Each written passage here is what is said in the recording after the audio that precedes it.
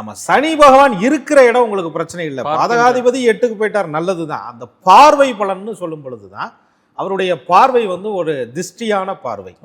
அப்போ உங்களுக்கு அந்த தொழில்ல மற்ற இடங்கள்ல எல்லாம் நீங்க எவ்வளவு திறமைசாலியாக இருந்தாலும், சிம்மராசி பொதுவாக தலைமை பண்பு, நான் முதன்மையா இருக்கணும், எனக்கு எல்லாமே கிடைக்கணும் அப்படின்னு நீங்க ஆசைப்படும் போது அந்த ஆசையில பிரச்சனையை உருவாக்கி போட்டி எதிராளிகளை தூண்டி விட்டு உங்களுக்கு நிறைய பஞ்சாயத்தையும் பிரச்சனையும் கொடுக்குறது. அதில் நீங்க பாத்தீங்கன்னா சிம்மராசியில இருந்து அரசு வேலை, அரசாங்க அனுகூலத்தில் இருக்கிறவங்க, அரசியல்வாதிகளாக இருக்கிறவங்க, குடும்பத்தை ஆட்சி செய்யக்கூடிய குடும்ப பெண்களாக இருக்கக்கூடியவர்கள், கணவன்மார்கள் எல்லாருமே பாத்தீங்கன்னா ஒரு டாமினேட் அப்படிங்கிற பிரச்சனையில நிறைய மன அவஸ்தைக்கு ஆளாகக்கூடிய ஒரு காலம். இந்த காலகட்டத்தில் உங்களுக்கு யோகாதிபதினு சொல்லக்கூடிய குரு பகவான், சிம்ம ராசிக்கு 5 குடைய 8 குடைய குரு பகவான் உங்களுடைய ராசிக்கு ஒரு லாபஸ்தானம் அப்படின்னு சொல்லக்கூடிய ஒரு அற்புதமான ஒரு இடத்துல மிதுனத்துல உட்கார்ந்து உங்களுடைய ராசிக்கு பூர்வ புண்ணிய ஸ்தானத்தை தனது 7வது பார்வையா பார்த்துக்கிறதே ரொம்ப விசேஷம் தான்.